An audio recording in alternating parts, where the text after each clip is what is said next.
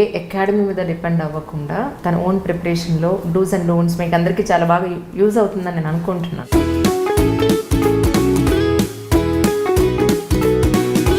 మీ father దగ్గర నుంచి కూడా ఈ జనరేషన్ వరకు ఒక పీక్ స్టేజ్కి తీసుకెళ్ళగలిగింది అంటే that is only the reason because of education. Education మన ఆస్తి. అమ్మాయి అబ్బాయిని డిఫరెన్స్ ఎప్పుడు చూపించలేదు. One of the first person అనమాట డాక్టర్ అవ్వడము ఆ చిన్న విలేజ్ నుంచి. చిన్న టౌన్లో ఉన్న స్కూలింగ్ అంతా బాగాలేకపోయినా కూడా ఎక్కడున్నా షైన్ అవ్వాలి, ఇంకా బాగా చదవాలి అనేది ఉండే. ఇన్ జనరల్లీ ట్రైబ్స్లో మీరు చూసినట్టయితే అమ్మాయిల లైఫ్ ఎలా ఉంటుంది? చిన్న చిన్న న్యూస్లో అట్లా వచ్చినప్పుడు కూడా నేను విన్నది ఏంటంటే చాలా మంది అసలు అమ్మాయిలు స్పెసిఫిక్గా, సో అదొక్కటి నాకు కొంచెం బాధ అనిపించేది. మీ ఓన్ ప్రిపరేషన్ అన్నారు, ఎలా ప్రిపేర్ అయ్యారు? ఐ థింక్ ఈ టైమ్స్లో own preparation is very easy అనిపించింది అప్పట్లో కంటే. ఎందుకు అంటే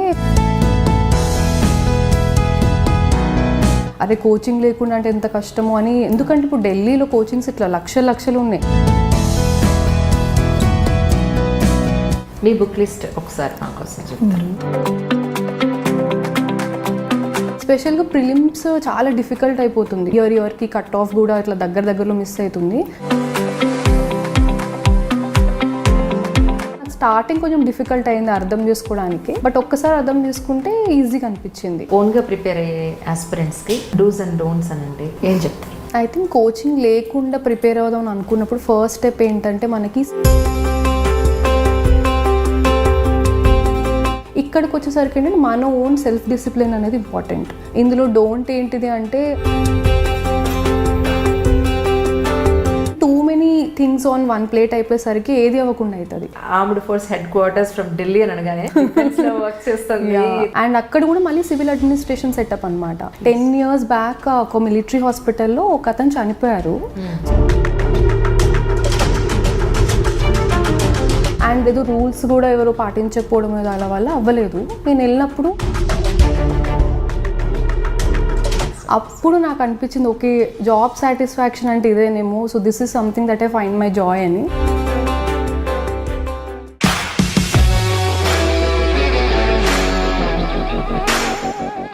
అందరికీ నమస్కారం అండి. నాటి ఈ నా కార్యక్రమంలో యూపీఎస్సీ రిజల్ట్స్ వచ్చి చాలా రోజులైంది. గెస్టులు నేను తీసుకురావడం, వాళ్ళ నెంబర్స్ దొరకడం, వాళ్ళతో మాట్లాడడం, వాళ్ళ టైం సెట్ చేసుకోవడం కొంత టైం పడుతుంది. అందువల్ల I'm so sorry to keep waiting you. చాలామంది అంటున్నారు మీది చాలా లేట్ అయిపోతుందండి, అన్ని ఛానల్స్లో ఇంటర్వ్యూస్ చూస్తున్నాం, మీ దాంట్లో ఎక్స్పెక్ట్ చేస్తాను, కొంచెం లేట్ అవుతుంది, బట్ వస్తాయి డెఫినెట్గా. Today is my special guest Amitha Sapavat is with me right now. 658వ rank, correct? Congratulations and you're looking so beautiful, really. Thank you so much అండి. పెట్టుకోను జనరల్గా. నేను కాలేజ్ నార్త్లో ఉండేసరికి అక్కడ కల్చర్ కొంచెం ఇన్ఫ్లుయెన్స్ అయ్యి అవునా పెట్టుకోను బొట్టు. మీరు బొట్టు పెట్టుకుంటే ఇంకా అందంగా ఉంటారు. ఇప్పుడు స్టార్ట్ చేస్తాను. నిజంగా ఒక వీడియోలో చూస్తాను నేను యాక్చువల్, అందులో మీరు బొట్టు పెట్టుకున్నారు. ఐ థింక్ స్పెక్ట్స్ కూడా ఉన్నాయా అందులో కదా? Reading specs. Okay okay. అప్పుడప్పుడు చదువుకునేటప్పుడు పెట్టుకుంటాను. రైట్. అదే నేను లిటిల్ కన్ఫ్యూజ్ అయ్యాను మేడం, మీ సిస్టర్ వచ్చింది. రైట్. కంగ్రాచులేషన్స్ అండి. Thank you so much. మీ యూపీఎస్సీ జర్నీ తెలుసుకోబోయే ముందు ఒక్కసారి మీ నేటివ్ ప్లేస్ అండ్ మీ ఫ్యామిలీ గురించి, అమ్మ నాన్న సిబ్లింగ్ గురించి. సో నేను మొత్తం పుట్టింది మహబూబాబాద్ డిస్ట్రిక్ట్లో అండ్ అక్కడే పెరిగాను. దాని తర్వాత స్కూలింగ్ అదంతా వచ్చేసి హైదరాబాద్లో చేశాను అండ్ గుడివాడలో చేశాను, ఆంధ్రాలో. అండ్ ఫాదర్ వచ్చేసి డాక్టర్, అక్కడే మహబూబాబాద్ డిస్ట్రిక్ట్లో pediatrician. Mother housewife. Sister ఉంది, సిస్టర్ కూడా డాక్టర్. అండ్ జీజు బావ ఏమో ఐఏఎస్ ఆఫీసర్. అండ్ తర్వాత తమ్ముడు ఉన్నాడు, ఎన్ఐటి క్యాలికట్లో గ్రాడ్యుయేషన్ కంప్లీట్ అయ్యి టోటల్ వెల్ ఎడ్యుకేటెడ్ ఫ్యామిలీ అన్నమాట. తమ్ముడు కూడా ప్రిపేర్ అవుదామని చూస్తున్నాడు ఇప్పుడు యూపీఎస్సీ రూట్లో. రైట్. అంటే నేను అనుకున్నది ఏంటంటే మీ సిస్టర్ వాళ్ళ హస్బెండ్ ఎవరైతే ఉన్నారో ఆయన ఇన్స్పిరేషన్తోనే మీరు ప్రిపరేషన్ స్టార్ట్ చేశారా? Is it like? అంటే కొంచెం ఉండే, దానికంటే ముందే నేను అనుకున్నాను చేద్దాము అని, పర్సనల్గా నా జర్నీ ప్రకారం బేస్డ్ పైన. అండ్ అదే టైంకి ఇట్లా అక్కది బావది పెళ్ళి ఆ టైంలో అయినప్పుడు మనం క్లోజ్ క్వార్టర్స్లో ఇంటరాక్ట్ అయినప్పుడు అది వేరే ఉంటుంది కదా. సో అట్లా మాట్లాడినప్పుడు హ్యూజ్ ఇన్స్పిరేషన్ అది ఉండే. అప్పుడు ఓకే ఇటువైపు వెళ్ళొచ్చు, పాసిబులే అన్న ఒక ఫీలింగ్ వచ్చింది. సో అలా స్టార్ట్ చేశా. కానీ మీరు అంటే బేసికలీ మహబూబ్ నగర్ అనే ఏరియా ట్రైబల్ అని చెప్పి న్యూస్లో నేను చాలాసార్లు చూడడం జరిగింది. మీ ఇంటర్వ్యూలో కూడా ఒక ట్రైబల్ నుంచి వచ్చిన అమ్మాయి సివిల్ సర్వెంట్ అయింది అని చెప్పని చూపించడం జరిగింది. Really proud about it you know. కాకపోతే నాకు అనిపించింది ఏంటంటే పర్సనలీ యాజ్ అ జర్నలిస్ట్, ఏ కమ్యూనిటీలో పుట్టినా ఆర్థికంగా ఎంత వెనుకబడి ఉన్నా చదువు అనే ఒక ఆయుధం ఒక మనిషిని ఒక అట్టడుగు స్థాయి నుంచి ఒక పీక్ లెవెల్కి తీసుకెళ్ళగలిగే ఒక గొప్ప వెపన్లా నాకు కనిపిస్తాను మిమ్మల్ని చూసిన తర్వాత. నాన్నగారు చూస్తే డాక్టరు, మీ బ్రదర్ చూస్తే ఎన్ఐటి, మీరు చూస్తే సివిల్ సర్వెంట్, మీ sister doctor again I think so right, మీ బావగారు సివిల్ సర్వెంట్ అగైన్. సో ఒక ట్రైబల్ అని చెప్పడానికి సింపుల్గా ఒక వర్డ్ చెప్పినా కూడా ఒక ఎడ్యుకేషన్ మీ ఫాదర్ దగ్గర నుంచి కూడా మీ జనరేషన్ వరకు ఒక పీక్ స్టేజ్కి తీసుకెళ్ళగలిగింది అంటే that is only the reason because of education. ఇది ఎగ్జాక్ట్లీ మా ఫాదర్ చెప్పే డైలాగ్ ఇది. చిన్నప్పటి నుంచి ఇదే చెప్పారనమాట, ఎడ్యుకేషన్ మన ఆస్తి అన్నట్టుగా. సో ఎడ్యుకేషన్ స్ట్రాంగ్గా ఉంటే అమ్మాయి అబ్బాయిని డిఫరెన్స్ ఎప్పుడు చూపించలేదు. స్ట్రాంగ్ ఎడ్యుకేషన్ ఉంటే ఎక్కడైనా షైన్ అవ్వచ్చు, అదే చాలా ఇంపార్టెంట్ అని ఉండే. అండ్ మై ఫాదర్ కూడా చాలా చిన్న మారుమూల ప్రాంతం నుంచి వచ్చిండ్రు. అప్పుడు అసలు అక్కడ ఎలక్ట్రిసిటీ ఏం లేకుండా అలాంటి సిచ్యువేషన్లో ఓకే నేను చదువుకుంటే ఇక్కడ నుంచి బయటపడి ఏదైనా రేపు చేయొచ్చు అని అనుకొని అలా one of the first person అనమాట డాక్టర్ అవ్వడము ఆ చిన్న విలేజ్ నుంచి. సో అలా అయ్యి మాకు చిన్నప్పటి నుంచి ఇది చాలా స్ట్రాంగ్గా చెప్తుండే, మీరు బాగా చదవాలి, చదివితేనే మనకి ఏమైనా ఉంటుంది రేపు అనేది. మనీ అన్నీ వస్తాయి పోతే కానీ చదువుతోటి షైన్ అవుతాం అంటే అది నాకు బాగా ఇంప్రింట్ అయిపోయింది చిన్నప్పుడే. చిన్న టౌన్లో ఉన్న స్కూలింగ్ అంతా బాగాలేకపోయినా కూడా ఎక్కడున్నా షైన్ అవ్వాలి, ఇంకా బాగా చదవాలి అనేది ఉండే. సో అలా స్టార్ట్ చేసిన.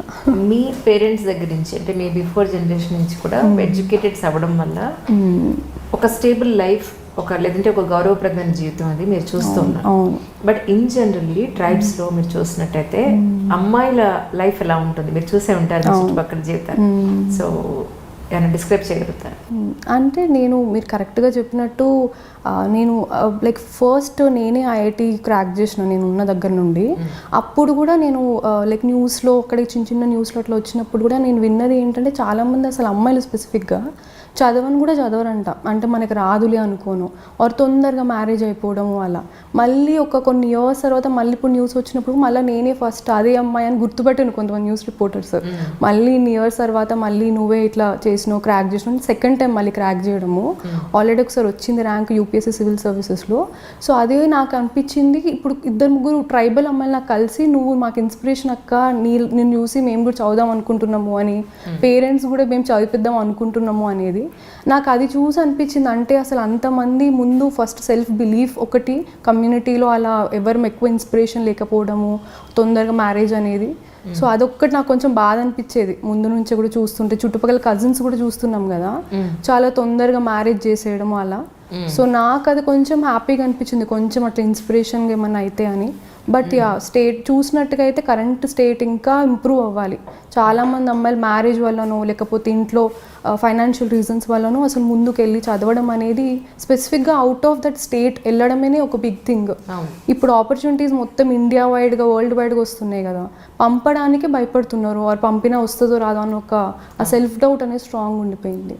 ఇది అబ్జర్వ్ చేశాను నేను రీసెంట్ టైమ్స్లో ఇంకెక్కువ. అంటే మీ ప్రిపరేషన్ అంతా ఎక్కడ నడిచింది? నేను కోచింగ్ ఏం తీసుకోలేదు, సెల్ఫ్ ప్రిపరేషన్ చేశాను. చేసినప్పుడు ఫస్ట్ టైం నాకు ర్యాంక్ వచ్చింది అనమాట. 975 ర్యాంక్ వచ్చింది. సో 2018లో ర్యాంక్ వచ్చినప్పుడు ఓకే నేను అంటే ఏం ప్రిపేర్ నాకు కరెంట్ అఫైర్స్ కానీ లేకపోతే సిలబస్ కానీ ఎక్కువ ఐడియా లేకుండే. చిన్నప్పటి నుంచి కూడా ఎప్పుడు కూడా యూపీఎస్సీ వైపు వెళ్ళాలని డ్రీమ్ కూడా ఏం లేకుండే అనమాట. మరి ఎలా, హౌ కమ్? యాక్చువల్లీ కాలేజ్లో ఉన్నప్పుడు ఏమైందంటే సైబర్ బుల్లింగ్ అనేది ఒకటి నేను ఫేస్ చేశాను, అండ్ చుట్టుపక్కల 2-3 అమ్మాయిలు కూడా ఫేస్ చేయడం చూసిన. అప్పట్లో ఫేస్బుక్ ఇవన్నీ చాలా అప్పుడిప్పుడే స్టార్ట్ అవుతున్నాయి.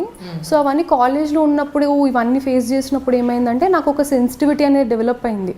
ఓకే అంటే ఇట్లాంటి ఇష్యూస్ అవుతున్నాయి అనేది, స్పెషల్గా ఉమెన్ ఇష్యూస్ పైన నాకు చాలా సెన్సిటివిటీ డెవలప్ అయింది, ఎంపతి లెవెల్స్ అలా.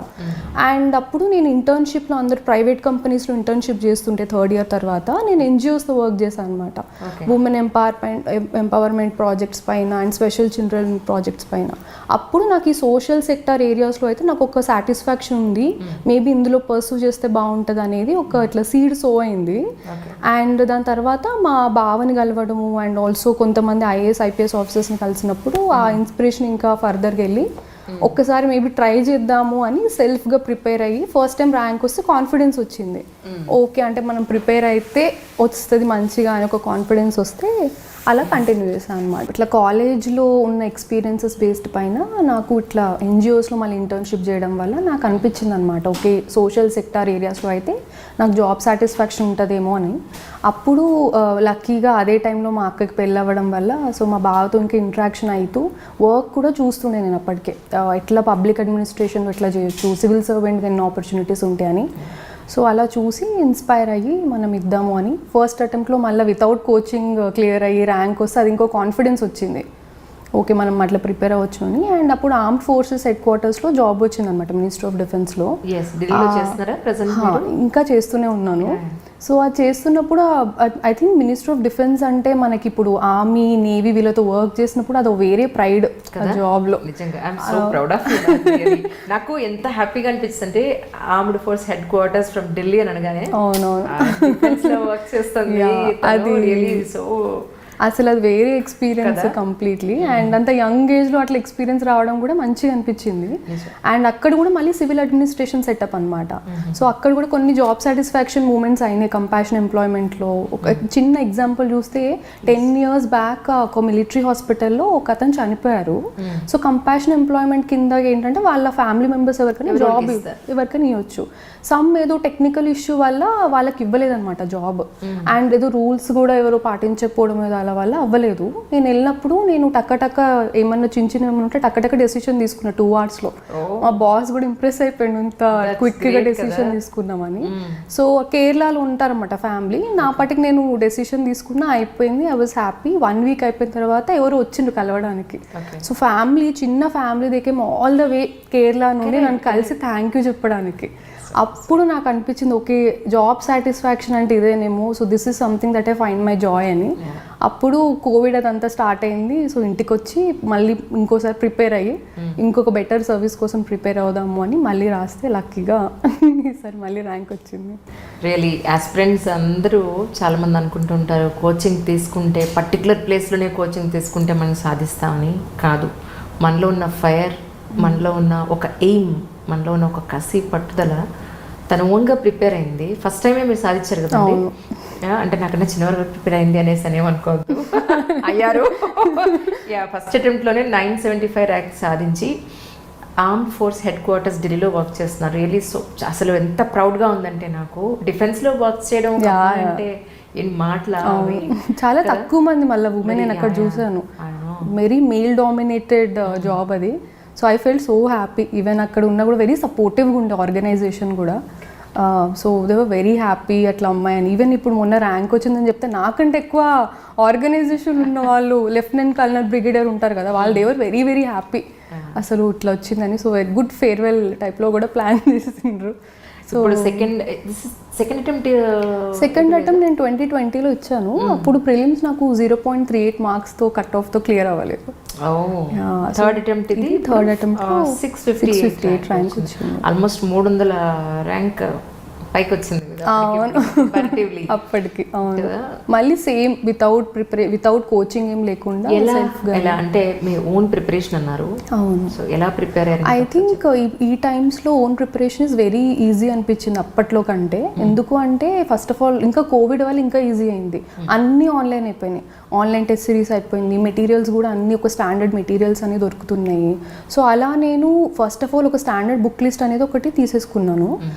తీసుకున్న తర్వాత టెస్ట్ సిరీస్ మెయిన్ ఇంపార్టెంట్, నాకు వచ్చి ఇంపార్టెంట్ రోల్ ప్లే చేసింది టెస్ట్ సిరీస్ అనమాట. అంటే 3 stagesలో prelims and mains and interview స్టేజ్లో ప్రాక్టీస్ చేయడం కోసం చాలా టెస్ట్ సిరీస్ చేశాను అనమాట. నాది ఒకటి స్టాండర్డ్ పెట్టుకొని ఇన్ని అవర్స్ అని సెట్ చేసుకొని నాది నేను ఒక సెల్ఫ్ డిసిప్లిన్ మోడ్లో ఈ టైంకి ఇది చదవాలి, ఆ టైంకి అది చదవాలని పెట్టుకుంటాం. బికాస్ మనం కోచింగ్ తీసుకున్నా తీసుకోకపోయినా మన ఓన్గానే ప్రిపేర్ అవ్వాలి. ఎంత మనం కోచింగ్ పెద్ద దగ్గర తీసుకున్నా కూడా నేను ఇది చాలా ఈ ఇయర్ ఎస్పెషల్లీ 2022లో నాకు వచ్చిన ఇంటర్వ్యూస్ వచ్చిన ప్రతి ఒక్కళ్ళు కూడా self preparation is most important. మనం ఎంత అకాడమీలో మనం తీసుకున్నా కూడా అది ఇండివిజువల్ గా ప్రతి ఒక్కళ్ళని కాన్సన్ట్రేట్ చేసి నీ మిస్టేక్స్ ఏంటి, నీ స్ట్రెంగ్స్ ఏంటి, నీ మైనస్ ఏంటి, ఇవన్నీ చెప్పేంత గుర్తించేంత అవకాశం చాలా తక్కువ ఉంటుంది. సో మనల్ని మనం అసెస్ చేసుకుంటూ, మనల్ని మనం మార్చుకుంటూ, మనకి మనమే మార్కులు వేసుకుంటూ, మనమే తిట్టుకుంటూ, అదే జర్నీ అసలు అది. అండ్ వెరీ బ్యూటిఫుల్ జర్నీ అనిపిస్తుంది నాకు. ఎందుకంటే ఇక్కడ ఎవరు వచ్చి చెప్పరు, చిన్నప్పుడు ఏదో హాస్టల్స్లో వార్డెన్ తిట్టినట్టు ఇక్కడ ఎవరు వచ్చి చెప్పరు. మనమే లీడ్ చేసుకోవాలి, ఇది ఇలా చేయాలి, అలా చేయాలి, మిస్టేక్స్ అంటే తిట్టుకోవాలి, ఏమైనా మంచి చేస్తే పొగడాలి కూడా, ఓ బాగా చేసినావు ఈరోజు, హ్యాపీ మనమే బాగా చేస్తాం అనుకోవాలి. సో అట్లా ఆ జర్నీలో అది నాకు చాలా బాగా అనిపించింది. అంటే మన స్ట్రెంగ్స్ వీక్నెసెస్ అర్థమైతే, వీక్నెసెస్ ఇవి అంటే ఇంప్రూవ్ చేసుకోవాలి అని. సేమ్ అది నేను ప్రిపరేషన్లో కూడా పెట్టుకున్నాను అనమాట. ఎవ్రీ స్టేజ్కి ఓకే, నా వీక్నెసెస్ ఈ ఏరియాస్, ఈ సబ్జెక్ట్స్లో కొంచెం వీక్ ఉన్నా, ఇక్కడ కొంచెం ఎక్స్ట్రా చదవాలి, స్ట్రెంగ్స్ ఇవి, సో ఇక్కడ ఇంకా మంచిగా అట్లా ఇంప్రూవ్ చేసుకోవాలి అని అలా ఆల్ 3 స్టేజెస్లో అలానే చేసుకుంటూ వెళ్ళాను. అండ్ ఇప్పుడు ఇట్స్ వెరీ ఈజీ అండి. నాకు చాలామంది కూడా అరే కోచింగ్ లేకుండా అంటే ఎంత కష్టమో అని, ఎందుకంటే ఇప్పుడు ఢిల్లీలో కోచింగ్స్ ఇట్లా లక్షలు ఉన్నాయి, తక్కువ కూడా కాదు. మళ్ళీ అక్కడ లివింగ్ స్టాండర్డ్స్ చాలా హై ఉంటాయి. అండ్ స్పెషల్గా సౌత్ ఇండియన్స్కి అక్కడ ఫుడ్ కానీ కల్చర్ కానీ ఒక కల్చర్ షాక్ అవ్వచ్చు, లాంగ్వేజ్ ఓవరాల్గా. సో అక్కడికి వెళ్ళి ప్రిపేర్ అవ్వాలని అయితే నన్ను అడిగితే అంతేం లేదు. ఇప్పుడు టైమ్స్ మనం ఒక డిజిటల్ ఇండియా టైంలో ఉన్నాము. ఎక్కడ కూర్చున్నా, ఏ మూలలో కూర్చున్నా కూడా చిన్న ఇంటర్నెట్, ఆ బుక్స్ ఒకటి లిస్ట్ తీసుకుంటే, అండ్ అదే మీరు చెప్పినట్టు ఒక బర్నింగ్ డిజైర్ ఉండాలి లోపల, అది ఉంటే ఖచ్చితంగా ఎక్కడున్నా ఎవరైనా క్లియర్ చేయొచ్చు. మీ బుక్ లిస్ట్ ఒకసారి మా కోసం చెప్తారు? సో ప్రిలిమ్స్లో వచ్చేసరికి ఒక 5-6 సబ్జెక్ట్స్ ఉంటాయి. పాలిటీకి అయితే స్టాండర్డ్ బుక్ లక్ష్మీకాంత్, హిస్టరీకి నేను ఎన్సీఆర్టీస్ చదివాను, అండ్ మోడర్న్ ఇండియాకి అయితే స్పెక్ట్రమ్ అని ఒక text book, and ancient medieval రెండింటికి నేను బేసిక్ ఎన్సీఆర్టీసే చదివిన. దాని తర్వాత జాగ్రఫీ వచ్చి కూడా ఎన్సీఆర్టీస్ చదివిన. అండ్ ఇంకేమైనా జాగ్రఫీలో కరెంట్ అఫైర్ ఇష్యూస్ ఏమన్నా ఉంటే నేను న్యూస్ పేపర్స్ నుంచి గ్యాదర్ చేసుకోవడం, నోట్స్, లేకపోతే మళ్ళీ ఇంకేదైనా పర్టికులర్ కరెంట్ అఫైర్ మెటీరియల్ మార్కెట్లో చిన్నవి ఏమైనా దొరికితే అది తీసుకోవడం అది చేశాను. దాని తర్వాత ఎన్వైరన్మెంట్కి కూడా ఒక standard book, Shankar IAS book అని వాళ్ళ కోచింగ్ సెంటర్ వాళ్ళది ఒక బుక్ ఉంటుంది, చాలా బాగుంటుంది. సో ఆ బుక్ ఒకటి చదివాను. మిగతావని నేను కరెంట్ అఫైర్స్లో కవర్ చేశాను అనమాట. అంటే సైన్స్ అండ్ టెక్నాలజీ కానీ, బయోడైవర్సిటీ పైన కానీ ఏమున్నా కూడా కరెంట్ అఫైర్స్లో చేశాను. ఓవరాల్గా కరెంట్ అఫైర్ది ఒక్క కోచింగ్ వాళ్ళది నేను ఒకటి, ఎవరిదైనా మార్కెట్లో మంచి మెటీరియల్ ఉంది, కంపైల్ అయ్యింది అంటే వాళ్ళ తీసుకొని ఇవి ఒకటి సెట్ చేసుకున్నాం అన్నమాట. ఎందుకంటే మల్టిపుల్ బుక్స్ వైపు వెళ్ళకుండా సింగిల్ ఒక్కొక్కటి ఫిక్స్ చేసుకుని వీటిని ఒక 10-20 సార్లు రివైజ్ చేసి, స్పెషల్గా ప్రిలిమ్స్ చాలా డిఫికల్ట్ అయిపోతుంది, ఇయర్కి కట్ ఆఫ్ కూడా ఇట్లా దగ్గరలో మిస్ అవుతుంది. ప్రిలిమ్స్కి నాకు బికాస్ లాస్ట్ టైం ఆల్రెడీ నాకు చాలా తక్కువ మార్జిన్తో ప్రిలిమ్స్ క్లియర్ అవ్వలేదు కాబట్టి ఈసారి ఏం చేసా అంటే ఒక 80 టెస్ట్ పేపర్ సాల్వ్ చేసిన అనమాట. అంటే ఎన్నంటే సాల్వ్ చేస్తే మనకి అసలు ఛాన్స్ ఇవ్వద్దు ఎక్కడ పోయేటట్టుగా ఈసారి అనుకున్నా. కట్ ఆఫ్కి ఒక 40 మార్క్స్ ఎక్కువ వచ్చినాయి ఇంకా ఈసారి, లాస్ట్ టైం ఎక్స్పీరియన్స్ మైండ్లో పెట్టుకొని. సో ప్రాక్టీస్ ఎక్కువ చేశాను అనమాట. సో అలా సింపుల్గా ఆ బుక్ లిస్ట్. మెయిన్స్కి వచ్చేసరికి ఏమవుతుందంటే 4 పేపర్స్ జిఎస్ పేపర్స్కి మనకు ఒక ప్రతి సింపుల్ వాళ్ళే సిలబస్ అంతా డీటెయిల్గా ఇస్తారు. సో అట్లా ఎవ్రీ సబ్జెక్ట్కి లైక్ మళ్ళీ జాగ్రఫీ హిస్టరీకి సేమ్ పెట్టిన నేను, ప్రిలిమ్స్కి ఏది చదివిన మెయిన్స్ కూడా అదే. సొసైటీ వచ్చేసరికి నా ఆప్షనల్ సోషియాలజీ అనమాట. సో నాకు అక్కడ చాలా వరకు కవర్ అయిపోయినాయి టాపిక్స్ ఏమైనా కామన్గా ఉంటే, సో అవే పెట్టుకున్నాను. ఆన్సర్ రైటింగ్ అనేది ఎక్కువ చేసిన ఇక్కడ పేపర్ 1లో. Paper 2 and 3 very much dynamic subjects. So ఇక్కడ న్యూస్ పేపర్ రీడింగ్ అనేది నేను ప్రిపేర్ అయినప్పటి నుంచి డే 1 నుంచి న్యూస్ పేపర్ ఒక్కటి వదలలేదు. ఎవ్రీడే ఎక్కడున్నా ఏమున్నా కూడా హిందూ న్యూస్ పేపర్ అనేది ఎవ్రీడే చదివేదాన్ని. దానివల్ల మన కరెంట్ అఫైర్ ఇష్యూస్ టాపిక్స్ ఏమైనా ఉన్న క్వశ్చన్స్ అడిగినా కూడా, ఎందుకంటే 2 years back current affair issue ఈరోజు అడగొచ్చు, మనం ఇప్పుడు మొన్నటి వరకు అది వినకపోయి ఉండొచ్చు. బట్ ఆ న్యూస్ పేపర్ రీడింగ్ హ్యాబిట్ పెట్టుకుంటే ఈజీ అవుతుంది. సో అలా ఈ 2 పేపర్స్కి నేను డైనమిక్ కరెంట్ అఫైర్ ఇష్యూస్ అనేది నేనే ఓన్ నోట్స్ చేసుకునే దాన్ని. ఒకవేళ ఓన్ నోట్స్ చేసుకోవడం కొంతమందికి ఇబ్బందిగా ఉంటే కూడా కరెంట్ అఫైర్ కంపైలేషన్స్ మంచిగా వస్తుంది ఇప్పుడు మార్కెట్లో.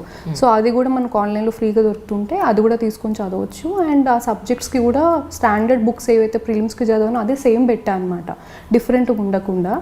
అండ్ ఒక 4th పేపర్ వచ్చేసరికి ఎథిక్స్ పేపర్ ఉంటుంది. దానికి డీకే బాలాజీ సార్ ఆల్రెడీ ప్రీవియస్గా సార్ క్లియర్ చేసి ర్యాంక్ వచ్చింది సార్కి. సార్ ఒక బుక్ లాంచ్ చేశారు.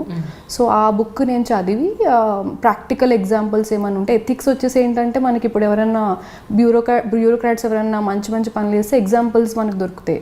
సో నేను ఎప్పుడో 20-30 years బ్యాక్ ఎగ్జాంపుల్స్ కంటే లాస్ట్ 5-6 yearsలో మంచి వర్క్ చేస్తున్నది మనం చూస్తున్నాం కదా, అలాంటి కరెంట్ ఎగ్జాంపుల్స్, కంటెంపరీ ఎగ్జాంపుల్స్ బాగా రాశాను ఈసారి పేపర్లో.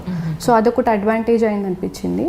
సో ఈ 4 పేపర్స్కి ఇచ్చేసాను. ఎస్సే వచ్చేసి ఏంటంటే చాలా క్రియేటివ్ పేపర్ అది. అంటే ఎస్సే ఏంటంటే చిన్న టాపిక్, ఉమెన్ టాపిక్ పైన ఉంటే మనము ఉమెన్ రూరల్ ఏరియా నుంచి ఇంటర్నేషనల్ లెవెల్ వరకు అందరి పైన రాయొచ్చు. సో ఆ ఇన్నోవేషన్, ఆ క్రియేటివిటీ ఇస్తుంది ఎస్సే. సో దానికి మోస్ట్లీ ప్రాక్టీస్ ఎక్కువ చేసేదాన్ని, బికాస్ మనం ఇన్ని చదువుని ఉంటాం కదా, అక్యుములేటెడ్ నాలెడ్జ్ బేస్డ్ పైన ఎక్కువ ప్రాక్టీస్ చేసి ఇంప్రూవ్ చేసుకుంటూ వెళ్ళాను ఎస్సేకి. ఫైనల్గా ఆప్షనల్ సోషియాలజీకి నేను ఒక స్టాండర్డ్ బుక్స్ ఆల్రెడీ నేను చెన్నైలో ఒక మ్యామ్ నాకు లక్కీగా పరిచయం అయ్యారు శంకరైస్ అకాడమీలోనే. మ్యామ్తో నేను ఇంటరాక్ట్ అవుతూ ఉండేదాన్ని రెగ్యులర్గా పర్సనల్గా మ్యామ్తో. ఎందుకంటే ఆప్షన్ వచ్చేసి గ్రాడ్యుయేషన్ లెవెల్ అనమాట. మిగతావన్నీ మనం ఆన్లైన్లో బుక్ చదివితే అర్థమవుతుంది, కానీ ఇది గ్రాడ్యుయేషన్ సబ్జెక్ట్ కదా. మళ్ళీ నేను వచ్చింది సైన్స్ బ్యాక్గ్రౌండ్ నుండి, సో నాకు చాలా డౌట్స్ ఉండేవి. మ్యామ్తో లక్కీగా మ్యామ్ దొరకడం వల్ల నేను రెగ్యులర్గా ఇంటరాక్ట్ అయ్యి హెల్ప్ తీసుకుంటూ అలా అందులో ప్రిపేర్ అయ్యి కొంచెం బెటర్గా మార్క్స్ రావడానికి మ్యామ్ కొంచెం హెల్ప్ చేశారు. సో ఇది మెయిన్స్, ఈ 2 బుక్ లిస్టులు ఇవే. సోషియాలజీ మీకు ఆప్షనల్స్ కష్టం అనిపించలేదా? నాకేంటంటే స్టార్టింగ్లో బికాజ్ నాకు మీకు చెప్పినట్టు ఎన్జిఓ ఆ బ్యాక్గ్రౌండ్లో నాకు మంచిగా అనిపించింది కాబట్టి నేను ఆప్షనల్ సెలెక్ట్ చేసుకునేటప్పుడే సోషియాలజీ ఏంటంటే సొసైటీ గురించి చదవడము, డిఫరెంట్ ఇష్యూస్ పైన డిఫరెంట్ పర్స్పెక్టివ్స్లో. మన అందరికీ ఒక ఇష్యూ ఉంటే ఒక పర్స్పెక్టివ్ ఉంటుంది, ఇది రైట్ ఇది రాంగ్ అని. సోషియాలజీకి వచ్చేసరికి ఏంటంటే మనం మల్టిపుల్ పర్స్పెక్టివ్స్ చదివి మన ఓన్ ఒపీనియన్ ఫామ్ చేసుకుంటాం. అది నాకు చాలా ఇంట్రెస్టింగ్ అనిపించింది. సో అలా నేను సోషియాలజీ ఒక ఇంట్రెస్ట్ డెవలప్ అవడం వల్ల ప్రాబ్లం ఒక ప్యాషన్తో చదివిన. అండ్ ఆల్సో నాకు ఇప్పటికి ఒక మ్యామ్ ఇలా హెల్ప్ తీసుకునేసరికి ఏమైందంటే నేను ఇటు అటు ఉరకలేదు. ఒక మ్యామ్ని ఆమెని బ్లైండ్గా ఫాలో అయినా ఇలా అని అంటే నేను అదే ఫాలో అయ్యి, ఆ మ్యామ్ కూడా సింపుల్ స్టాండర్డ్ బుక్స్ చెప్పేది, అది కూడా నేను ఒక వేవ్ లెంత్ మ్యాచ్ చేసుకున్నాను అనమాట. ఇప్పుడు మనకు మ్యామే ఒక 10 ఇది చదవాలి అది చదవాలి ఉంటే మళ్ళీ కన్ఫ్యూజ్డ్ ఉంటుంది కదా. ఓకే, నేను ఆలోచిస్తున్నట్టే మ్యామ్ కూడా ఆలోచిస్తున్నారు అని మ్యామ్తో ఇంటరాక్ట్ అయితే అలా నాకు స్టార్టింగ్ కొంచెం డిఫికల్ట్ అయింది అర్థం చేసుకోవడానికి. బట్ ఒక్కసారి అర్థం చేసుకుంటే ఈజీగా అనిపించింది. ఇన్ఫ్యాక్ట్ నా ఫస్ట్ టైం ర్యాంక్ రావడానికి రీజన్ ఆప్షనల్లో హై మార్క్స్ వచ్చినాయి. ఈసారి కొంచెం ఆప్షన్లో తగ్గినాయి బికాజ్ సోషియాలజీ ఓవరాల్గానే మార్క్స్ తగ్గినాయి. బట్ అదర్వైజ్ ఇంట్రెస్ట్ వైజ్గా బాగుంటే ఒక్కసారి పిక్ చేసుకుంటే మంచిగా అనిపించింది సబ్జెక్ట్ నాకు. రైట్.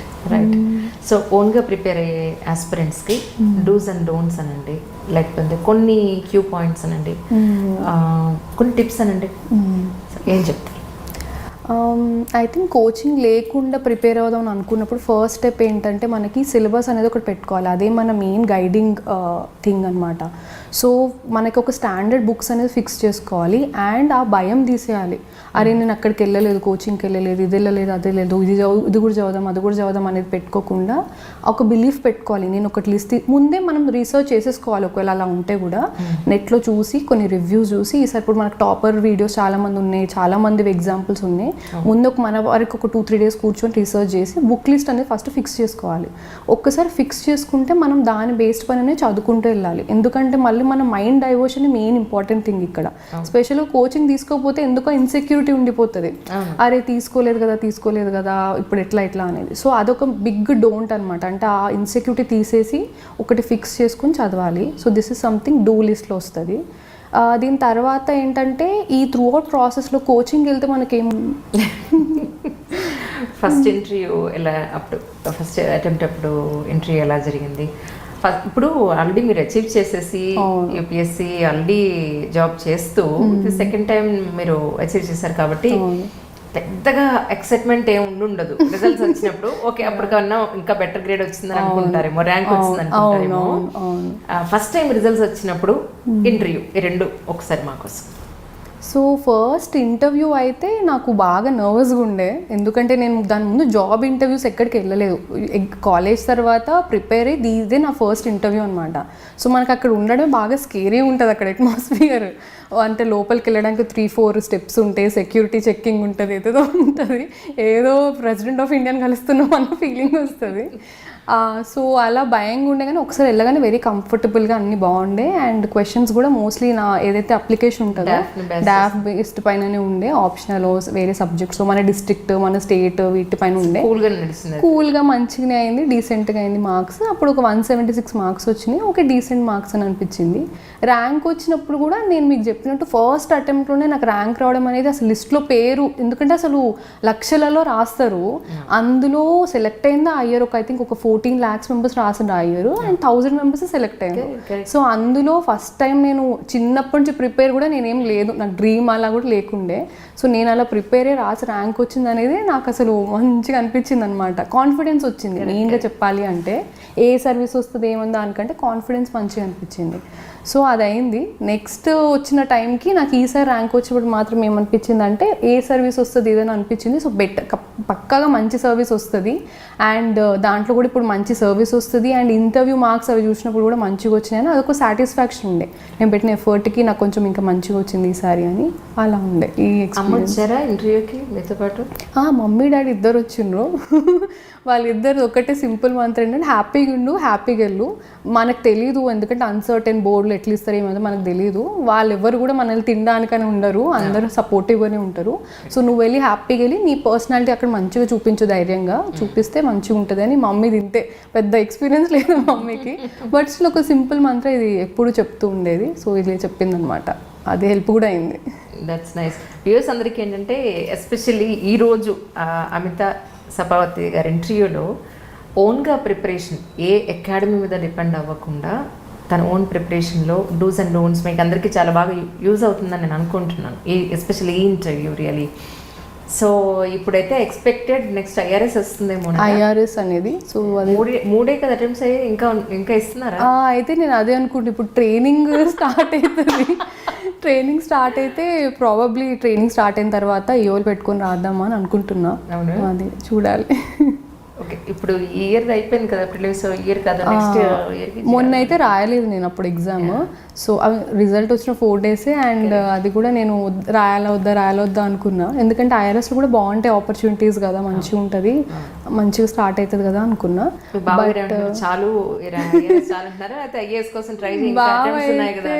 అయితే దీనికి చాలా హ్యాపీగా ఉన్నారనమాట, మంచిగా వచ్చింది అది అని. నాకు వదిలేసి అనమాట, నీ పర్సనల్ చాయిస్, నీకేమనిపిస్తుందో చూడు. అండ్ ఇప్పుడు స్లోగా ఇంట్రాక్షన్స్లో ట్రైనింగ్లో చాలా ఐడియా వస్తుంది, సర్వీస్ ఎట్లుంటుంది ఏముంటుంది అండ్ నీకు కూడా అనిపిస్తుంది వెళ్ళాలా వద్దా అది అని. సో మెల్లగా నేను నా ఓన్ టైం తీసుకొని, టైం కూడా ఉంది కదా ట్రైనింగ్ తర్వాత. సో అండ్ ఛాన్స్ కూడా ఉంటుంది ఐఆర్ఎస్లో. లక్కీ థింగ్ ఏంటంటే ఈఓఎల్ ఆప్షన్ ఉంటుంది, అంటే మనం లీవ్ తీసుకోవచ్చు 1 year. వాళ్ళు కూడా ఎగ్జామ్ రాయడానికి ఇస్తారనమాట. మళ్ళీ వేరే సర్వీసెస్లో అలా ఉండదు, రెస్ట్రిక్షన్స్ ఉంటాయి చాలా, వాళ్ళు రిజైన్ చేసే వెళ్ళాలి. అవును. సో లక్కీగా ఇందులో ఈ ఛాన్స్ ఉంది కదా, సో మంచిగానే ఉన్నావు, యంగ్గానే ఉన్నావు, రాయి అని అంటే ఓకే అని అనుకుంటున్నాను. సో అయితే ఇంకొకసారి నేను వెయిట్ చేయొచ్చు అయితే ప్రాబ్లీ.